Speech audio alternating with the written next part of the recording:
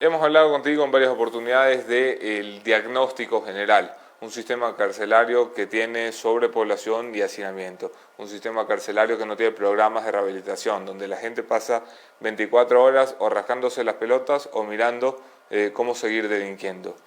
Un sistema penitenciario donde la policía y las fuerzas de seguridad del interior de las cárceles no tienen el control, ni siquiera las llaves de los pabellones. Si sabemos todos lo que está mal, ¿por qué las cosas siguen igual, doctor? Porque las decisiones que se toman no son decisiones, son anuncios ante la prensa, pero no estrategias de política pública direccionadas a paliar el problema. Es que el termómetro es exactamente el mismo. Cada vez que hay una crisis, hay un anuncio periodístico, hay una alerta periodística y hay declaraciones de las máximas autoridades diciendo todas las maravillas que van a planear hacer, pero que nunca hacen. Y obviamente nadie le da seguimiento a este tema hasta que vuelve a haber otra matanza, hasta que vuelve a haber otra masacre y otra vez se pone sobre la mesa el mismo problema. Y las respuestas siempre son las mismas, con un agregado en la crisis que ocurrió ayer, que ahora fue el gobernador del Guayas, que lamentablemente no tiene conocimiento de política penitenciaria, ni de justicia criminal, ni de criminología, y salió a decir, para calmar a la ciudadanía, que tranquilos, que podemos dormir tranquilos. Pero ¿cómo vamos a dormir tranquilos con más de 35 muertos, 5 decapitados? ¿Cómo le digo yo eso a los familiares de mis clientes que siendo inocentes están presos y que están ahí viviendo todos sus días y cómo ante sus ojos ven esos decapitados, esos muertos? ¿Cómo yo puedo decir, oiga, el gobernador dice que estemos tranquilos, pero ¿cómo podemos estar tranquilos si esto ya se le salió de las manos hace rato y no estamos haciendo nada?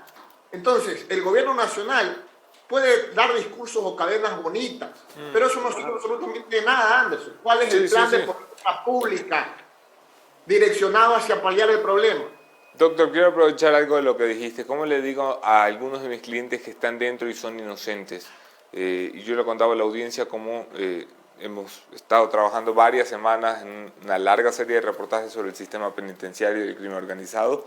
Bueno, allí dentro, en los pabellones, sobre todo de la penitenciaría del litoral, están mezclados todos con todos. Los que le pegaron a un vigilante y llevan 6 meses ahí dentro esperando que llegue la audiencia, con los que asesinaron, tuvieron un asesinato múltiple y han sido condenados en última instancia.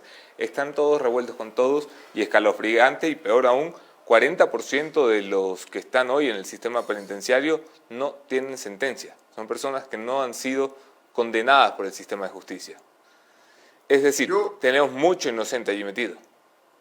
Yo creo que hace pocos días tú entrevistaste a Oscar Vela, ¿no?, que acaba de publicar esta novela desgarradora, Los crímenes de Barton. Y esto nos ha generado muchísima alerta. Nos decimos, ¿cómo un inocente puede estar preso?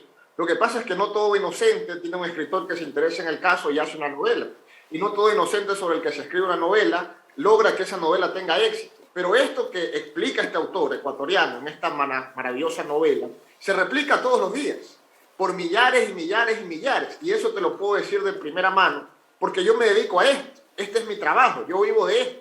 Y yo tengo experiencia, yo podría escribir un libro, pero de historias nada más y experiencias de cuántas personas han tenido que pasar ahí dentro siendo inocentes, pero a pesar de ser inocentes, pagando las pensiones de lo que cuesta un penthouse en Puerto Santana, aquí en Guayaquil. Claro. Porque adentro se cancela absolutamente todo, hasta dormir en un colchón. Y las personas que dirigen los centros penitenciarios lo saben, todos lo saben, pero nadie no solo lo saben, no solo lo saben, aquí no es momento de guardar las formas tampoco, participan, doctor. En cada pabellón, en cada pabellón hay un banco, ¿no? O sea, los reclusos no tienen dinero. Para tener dinero tienen que ir al banco. El banco es un recluso que tiene entre 5.000 y 50.000 dólares de semana. ¿Cómo entra la plata? 10% para los guías y los policías y los militares que la hacen entrar. Y como lo dices, todo tiene precio allí dentro. ¿De dónde sale la plata? ¿Cuánto dinero se mueve? Es una barbaridad. ¿Y cuántos de estos guías están procesados? Digamos, ¿qué tan profunda ha sido la investigación de Fiscalía hacia la crisis de corrupción institucional que existe al interior de los centros penitenciarios? Y que no va de mandos medios, tampoco seamos ingenuos. Esto va con la venia de las grandes autoridades. Yo fui muy crítico siempre con la gestión de Moncayo, el anterior director del SNAI, porque era copartícipe de toda esta trama de corrupción, y no tengo ningún reparo en decirlo. Pero ahora mismo, si esto sigue ocurriendo, si la crisis institucional partiendo de la base de que las instituciones en el Ecuador son débiles y de que somos muy susceptibles a la corrupción al interior de las instituciones públicas, con infiltrados, funcionarios públicos que en realidad son delincuentes, ¿cómo vamos a paliar el problema si adentro tienes a los propios enemigos? O sea, ¿de quién esperas la solución? ¿De los propios aliados? Doctor, acabas de mencionar algo clave y permíteme ir hacia allá, porque dices la Fiscalía no ha investigado con suficiencia, ¿no? Y cada vez que pasa algo, la Fiscalía abre investigación, boletín de prensa, publicado, listo, la Fiscalía está haciendo su trabajo. Ok, allí tenemos, y por ahí quiero empezar, ahí tenemos una vía de responsabilidad, que es lo que me gustaría empezar a mirar. La Fiscalía no ha investigado de dónde viene la corrupción, no ha investigado quién permite el ingreso de fusiles, como que esto fuera la Disneylandia de la guerra, no ha investigado de dónde entra la droga, cómo entra el dinero, cuántos policías, cuántos militares, cuántos guías y cuántos directores y funcionarios públicos están metidos. Ok, responsabilidad de Fiscalía. ¿Quién más? ¿Quién debería estar haciendo algo que no está haciendo, doctor? Bueno, debería haber una institución, un ministerio, que entiendo que es el SNAI el que tiene la competencia, bajo el yugo del Ministerio de Gobierno, quien esté en una mesa planteando cuál va a ser la estrategia real para paliar el problema. Porque ya sabes cuál es el problema. Y toda estrategia de política pública parte de un problema, que por lo general tienes que explorarlo a profundidad. Acá tú crees que se necesita explorar el problema. Está más que claro. Hay una crisis institucional del sistema penitenciario.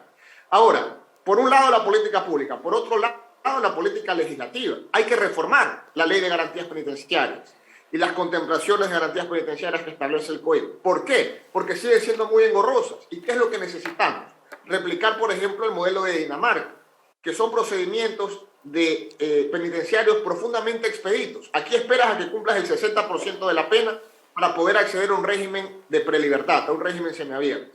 Pero para hacerlo tienes que contratar a un abogado, gastar recursos, iniciar un procedimiento, hacer informes psicológicos, informes de trabajo social y finalmente la duración de todo este proceso, cuando ya tienes la audiencia para resolver si te conceden o no la prelibertad, has cumplido el 98-99% de la pena.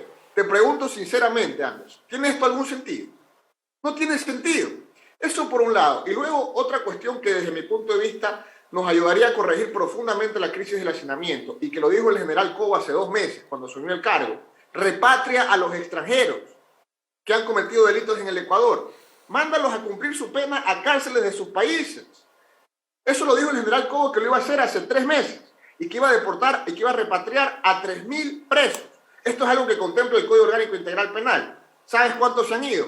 No se ha ido ninguno. ¿Sabes cuántos procesos de repatriación yo como abogado penalista tengo iniciados? 5. ¿Sabes hace cuánto? Hace 2 años. ¿Y sabes cuál es el gran foco, el gran problema de por qué no se va esta gente? Porque la mayoría de delincuentes extranjeros que han cometido delitos, cuando son sentenciados, están dispuestos a cumplir la pena de cárcel. Pero esa sentencia tiene un parrafito más, que dice que se le debe pagar al Estado una reparación integral. Bastante módica, digamos, en términos generales, 3.000, claro. 4.000 dólares. Esas personas... Pero hay otra razón por la que los extranjeros que caen sobre todo por narcotráfico están muy cómodos en las cárceles del Ecuador. Porque pueden seguir operando, porque nuestras cárceles son centros de operación del crimen organizado. Sí, los narcotraficantes sí, está bien, pero los narcotraficantes no están presos, pues, Anderson. Los grandes capos de la droga que están exportando drogas de los puertos principales del Ecuador no están detenidos. No seamos ingenuos. Quienes están detenidos son las mulas o los microtraficantes o los consumidores en mayor parte. Y el INDEC aquí también tiene una responsabilidad, porque la ciudadanía merece saber, la gente que está presa, por qué está presa, cuáles son los delitos. Y vas a ver que la mayoría tienen un significado común. Delitos de bagatela, delitos de microtráfico. Y una muestra clara de lo aporofóbico que es el derecho penal. Es decir, 99% incluida en este país con prisión preventiva o con sentencia definitiva es gente pobre. Doctor, ¿cómo estás? Buenos días. Jefferson Sanguña te saluda en esta ocasión. Sobre lo que acababas de mencionar un poco con Anderson también, el tema de las autoridades, y tú mencionabas el accionar del coronel Fausto Cobo, que había prometido, por ejemplo, el tema de la repatriación de algunos de los PPL. En ese sentido, y sobre todo la asignación del coronel Bolívar Garzón, ¿qué sensación te da, y sobre todo si lo conoces y crees que tenga las cartas credenciales para precisamente asumir la dirección del SNAI? No lo conozco y yo creo que la mejor carta de presentación va a ser su trabajo. agregando algo a lo que dijo el general Cobo y a lo que decía de que el gran problema del por qué no se han repatriado es porque no han cancelado la multa del Estado ecuatoriano. La ley contempla, el Código Orgánico Integral contempla la posibilidad de condonar las deudas a los PPLs que no se encuentran en posibilidad de pagar esta reparación. Condonemos la deuda.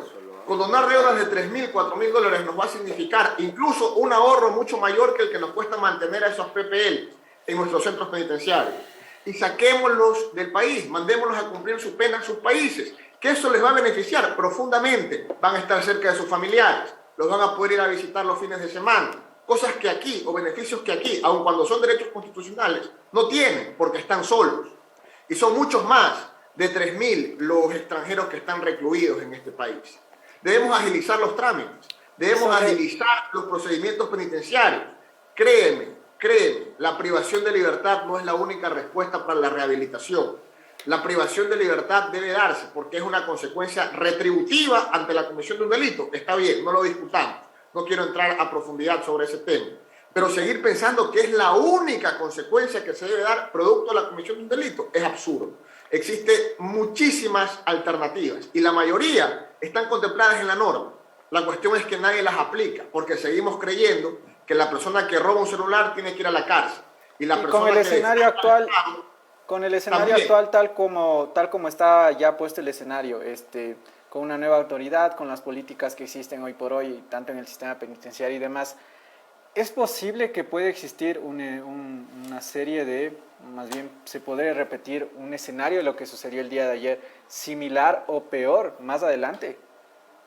Es que es muy probable, mientras no se haga nada al respecto es muy probable. Mientras sigamos esperando que la respuesta de las autoridades sea simplemente dar ruedas de prensa para justificar la problemática existente, te lo firmo, va a seguir pasando, quizá en un mes, quizá en 2 meses, ojalá tenga la oportunidad de volver a estar aquí y lamentablemente hablar de lo mismo. Ojalá que no, ojalá que pueda estar hablando de otra cosa y que ya nunca más tengamos que explorar la crisis penitenciaria porque se resuelve. Pero lamentablemente no soy muy optimista al respecto, no soy muy optimista. Doctor, si hay un problema plenamente identificado, que es que nuestros filtros para entrar al sistema penitenciario son porosos, por decirlo de forma elegante y sutil. ¿Qué te parecería la idea que tienen algunos de contratar una compañía privada para que se encargue de los círculos de seguridad externos de la cárcel? Ocurrió en Estados Unidos y fracasó profundamente porque le convenía a la compañía privada tener más presos, porque le significaba más ingresos. Esa no es la respuesta. Desde mi punto de vista, esa es una alternativa equivocada. Y otra vez, es una solución parche. Tú has dicho algo al inicio de esta entrevista que a mí me parece fundamental. ¿Cómo puede ser posible que el pobre tipo que tenía que alimentar a su familia y ese día salió y vio la oportunidad de robar un celular y fue condenado a 7 años, que es la pena por robo, en este país, esté en el mismo pabellón que el narcotraficante, que el que mató, que el que violó, que el que torturó? Eso no tiene ningún sentido. En cualquier país, en cualquier estado de derecho, los centros penitenciarios tienen filtros, pero que sí se cumplen, no solo de nombre. Filtros de mínima seguridad donde en verdad están los presos que representan una mínima amenaza para la sociedad. No los que pagan por estar ahí, que es lo que ocurre aquí. Lamentablemente, hay un filtro real. Entonces, mientras eso no se ponga sobre la mesa, mientras el problema no se explore realmente, no vamos a tener ninguna alternativa. ¿Y qué es lo que pasa? Que los PPL, los presos en este país, son la última rueda del coche. Entonces parece que ellos no tienen derecho a opinar, parece que ellos no tienen derecho a que alguien se preocupe por una política penitenciaria. Y ese es el problema, porque esto afecta a la sociedad, la afecta profundamente, afecta a la sociedad que está privada de su libertad únicamente. No, esto nos afecta a todos, esto es una crisis interna. Es decir, ¿qué diferencia hay entre lo que está ocurriendo en las cárceles de Ecuador con lo que ocurre en Sinaloa? Las decapitaciones, las muertes, etc. Ese es el espejo en el que nos estamos viendo.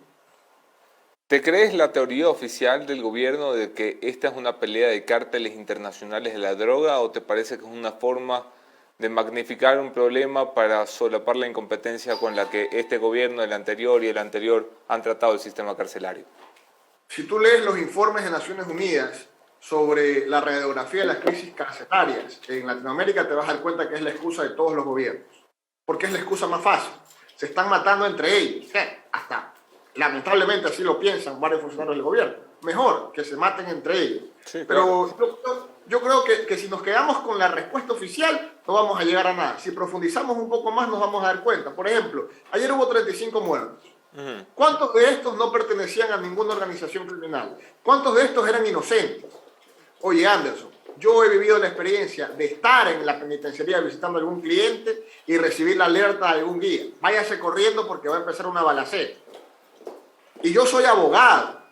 Es decir, todavía no ha pasado, y Dios quiera no pase, que un abogado tenga que ser asesinado al interior de un centro penitenciario, haciendo su trabajo, para que esto en realidad se ponga sobre la mesa y genere la alerta real y la dimensión real del problema que debe significar. Porque incluso arquitectónicamente, las cárceles están mal construidas. Esto es una bestialidad.